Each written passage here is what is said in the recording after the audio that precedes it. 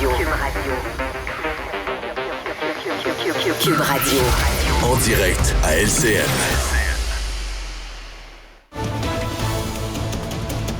– 14h30, on reprend nos rendez-vous habituels avec Yasmine Abdel-Fadel qu'on retrouve à Cube Radio. Salut Yasmine. Salut Julie. Très contente de te retrouver. Pareillement, l'été est passé, il est derrière nous, puis l'automne, il est chaud et il s'en vient. Oui. L'été qu'on n'a pas eu se passe maintenant, là, dans les 3 jours qu'on vit d'une chaleur accablante.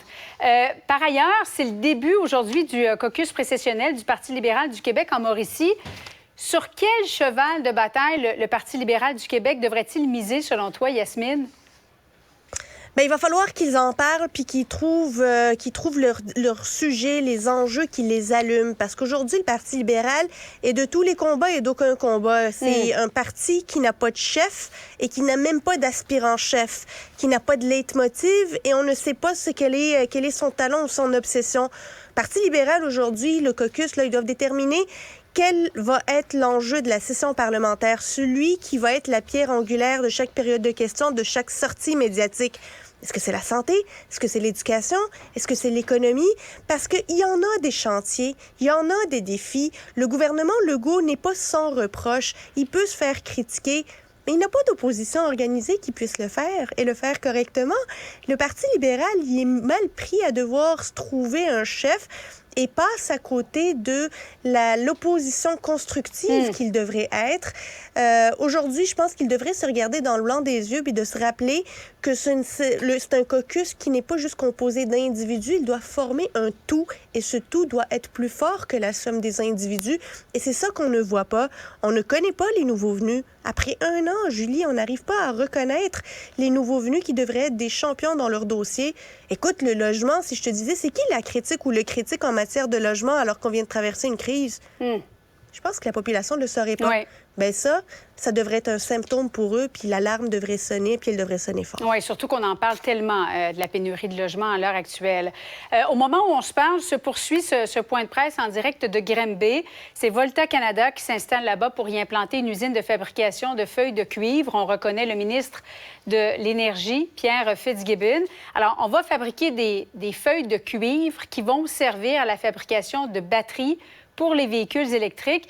Ça s'inscrit dans ce désir du gouvernement du Québec de faire du Québec un leader de l'économie verte, autant en Amérique du Nord, mais dans le monde aussi, Yasmine. Mais moi, je trouve ça très intéressant, ce plan gouvernemental, puis on voit que c'est partagé tant par le fédéral que le provincial, d'attirer des investissements pour la filière batterie, pour le transport électrique, le transport durable. Et ça, c'est le moment de faire ces efforts-là, parce que quand une usine va venir s'installer, c'est pas vrai qu'elle va déménager dans 5 ans, là. Tu sais, c'est le moment aujourd'hui d'être dans le peloton de tête, puis de s'inscrire comme un leader en la matière, puis je trouve qu'ils jouent très bien leur jeu. Par contre, là où il faut faire attention, c'est qu'il y a d'autres industries qui vont se sentir un peu laissées pour compte. Là. Sais-tu, tout ce qu'on a comme investissement à faire, tout ce qu'on a comme prêt pardonnable à faire, ça va être pour l'industrie de la filière batterie.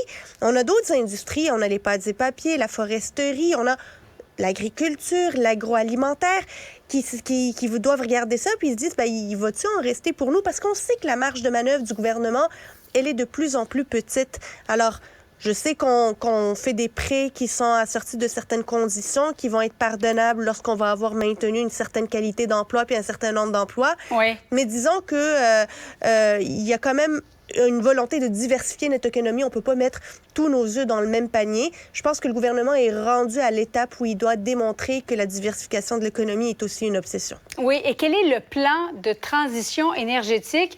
Nous avions reçu le 17 août dernier le ministre de l'Énergie et de l'Économie, Pierre Fitzgibbon, et voici la question que je lui avais posée à ce moment-là.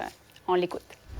Est-ce qu'on va l'entendre, M. Sébien, en commission parlementaire, ou en tout cas expliquer la vision d'Hydro-Québec? Définitivement. Je pense qu'on va lui laisser le temps. Il a commencé le 1er août. Oui. On travaille ensemble étroitement. On fait une refonte des projets de loi à l'automne.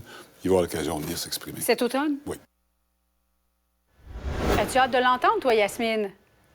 Et moi, je pense que je vais enregistrer ça puis je vais écouter ça assez régulièrement pour me remémorer chaque phrase. Mais oui, parce qu'on veut le savoir. Alors, Hydro-Québec, notre joyau, est-ce que c'est un levier de développement économique? Est-ce que c'est les Québécois qui doivent en profiter d'abord? Est-ce qu'il faut le vendre puis en rapporter le maximum d'argent? Est-ce qu'il faut l'utiliser comme créateur de richesse pour pas qu'on paye d'impôts? Il faut que toutes ces réponses-là se retrouvent dans le plan de la vision énergétique de Michael Sebia et la relation qu'il a avec ses seuls actionnaires, le gouvernement du Québec. Alors, on devrait l'entendre sous peu. Yasmine Abdel-Fadel. Merci, Yasmine. À demain. Au revoir.